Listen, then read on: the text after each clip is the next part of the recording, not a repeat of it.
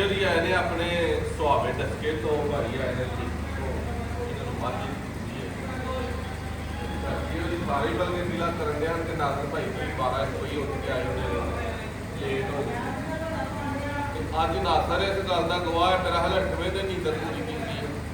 ਇਹ ਤੇ 7 ਦਿਨ ਸਿਰ ਪੀੜੀ ਲੱਗੀ ਰਹੀ ਹੈ ਕਿ ਰਾਤ ਸੁੱਤਿਆਂ ਦੇ ਦਿਨੇ ਨੀਂਦਰ ਕੋਈ ਨਹੀਂ ਜੇ ਦਿਨੇ ਸੁੱਤਿਆਂ ਦੇ ਰਾਤ ਨੀਂਦਰ ਕੋਈ ਅੱਜ ਮੈਂ ਹਿਮਾਚਲ ਪੂਰਾ ਡੇਰੇ ਤੇ ਚਲੋ 12-1 ਵਜੇ ਤੱਕ ਨੀਂਦਰ ਥੱਲੀ ਨਾ ਪੂਰੀ ਕਰੀ ਤੇ ਸਵੇਰੇ ਮਾਲ 5-6 ਵਜੇ ਚੋਕ ਕੇ ਫਿਰ ਘਰ ਤੇ ਢੱਕਾ ਲੱਗਾ